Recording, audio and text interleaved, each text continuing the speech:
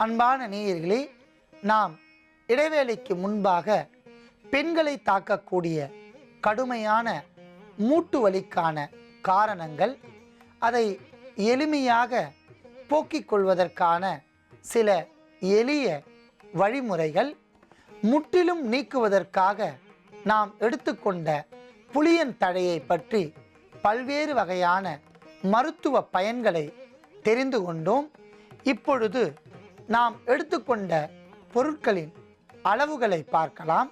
புளியந்தழை 25 gram, மஞ்சள் 5 gram, உப்பு 3 gram, Poovarasan தழை பெரியதாக 1.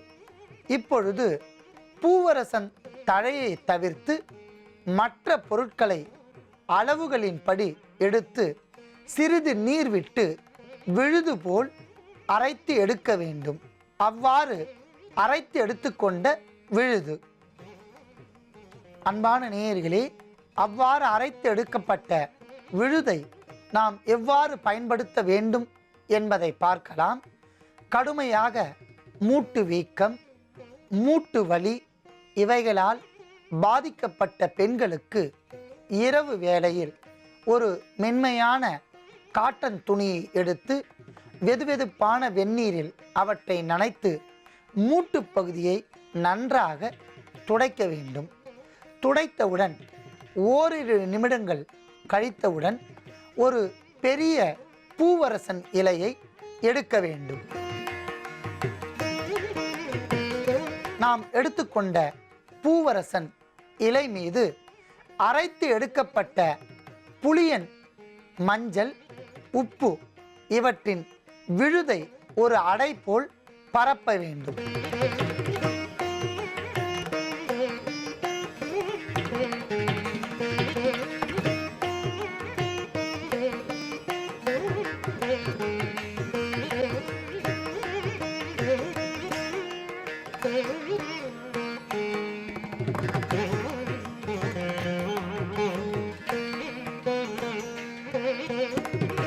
அற்புதமான முறையில் நாம் அரைத்து எடுக்கப்பட்ட இந்த விழுதை பூவரசன் இலை மீது ஒரு அடர்த்தியாக அடை போல் பரப்பி வைத்துள்ளோம்.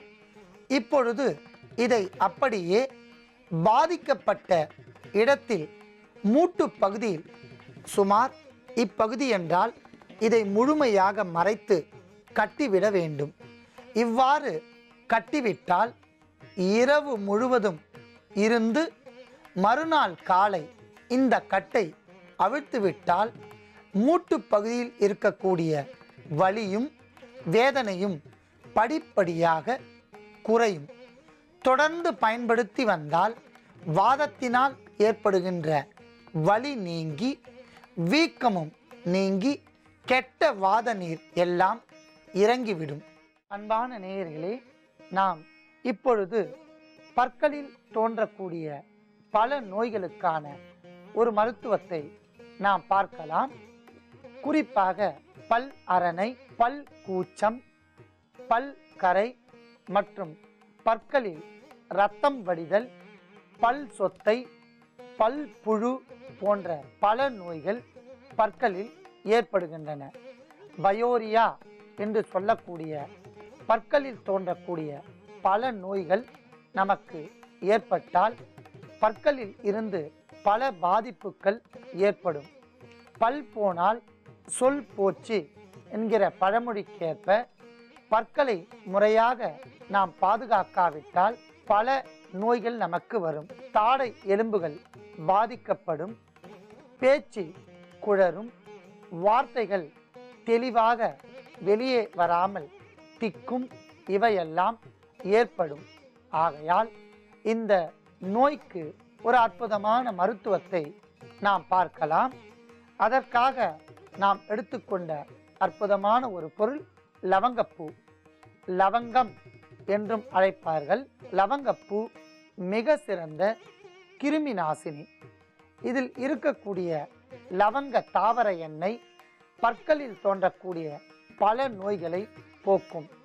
பற்களில் ஏற்படுகின்ற கூச்சம், பல் பூச்சி, பல் சொத்தை, பல் அரணை இவையெல்லாம் படிப்படியாக தடுத்து நிறுத்தி வாய் துர்நாற்றத்தையும் இவையெல்லாம் படிப்படியாக தடுத்து நிறுத்தி வாய்ப்பகுதியில் ஏற்படுகின்ற துர்நாற்றத்தையும் நீக்கும் என்பதால் நாம் லவங்கப்பூவையும் எடுத்து வைத்துள்ளோம். அடுத்ததாக நாம் எடுத்துக்கொண்ட பொருள் கடுக்காய். கடுக்காய் பற்களில் ஈறுகளில் வடிகின்ற இரத்தம் மற்றும் சீழை போக்கும். இதில் இருக்கக்கூடிய அந்த கசப்புத்தன்மை பற்புழுக்களில் இருந்து நம்மை பாதுகாத்து பல் கரையை நீக்கும் என்பதால் நாம் கடுக்காயும் எடுத்து வைத்துள்ளோம். அடுத்ததாக நாம் எடுத்துக்கொண்ட பொருள் ஜீரகம். ஜீரகம் பல நோய்களுக்கு அருமருந்து. உள் உறுப்புகளை பாதுகாக்கும், நினைவாற்றலை வளர்க்கும், பற்களில் தோன்றக்கூடிய பல தொற்று நோய் கிருமிகளை போக்கி வேர் பகுதி வரை சென்று அங்கு இருக்கக்கூடிய நோய்களை நீக்கும் என்பதால் நாம் ஜீரகத்தையும் எடுத்து வைத்துள்ளோம். அடுத்ததாக நாம் எடுத்துக்கொண்ட பொடி திரிபலா பொடி. திரிபலா பொடி பல நோய்களுக்கு அருமருந்து. முறையாக நாம் சாப்பிட்டு வந்தால் வயிற்று வலி, மலச்சிக்கல், பற்களில் தோன்றக்கூடிய நோய்கள் இவற்றையெல்லாம் நீக்கும் என்பதால் திரிபலா பொடியும் எடுத்து வைத்துள்ளோம். அடுத்ததாக நாம் எடுத்துக்கொண்ட பொருள் உப்பு. உப்பு பல் கூச்சம், பற்களில் ஏற்படுகின்ற பல நோய்களை போக்கும்.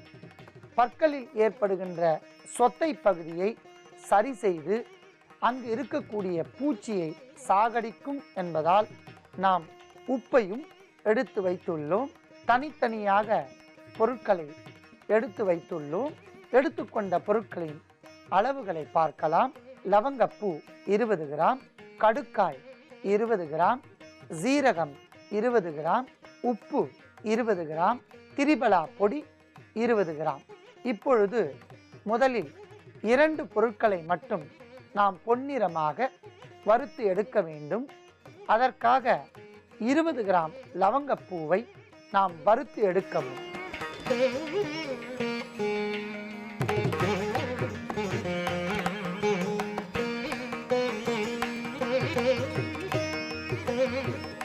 நன்றாக வறுத்துவிட்ட லவங்கப்பூவை எடுத்துக்கொள்ளலாம்.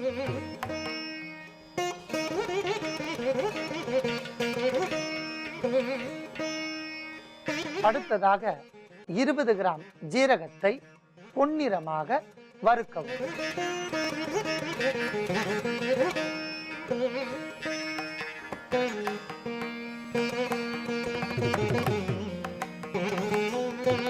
பொன்னிறமாக வறுத்துவிட்ட ஜீரகத்தையும் லவங்கப்பூவுடன் சேர்க்கவும். இப்பொழுது இதில் நாம் உப்பு 20 கிராம் சேர்க்கவும்.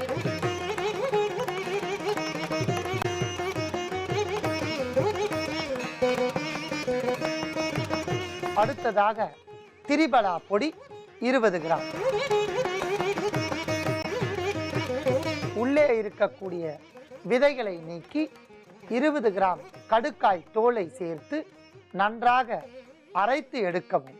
அத்தனை பொருட்களையும் முறையாக அளவுகளின் படி எடுத்து வறுக்க வேண்டிய பொருட்களை மட்டும் நன்றாக வறுத்து மற்ற பொருட்களை சேர்த்து அற்புதமான முறையில் நாம் பற்பொடி ஒன்றை தயாரித்து வைத்துள்ளோம்.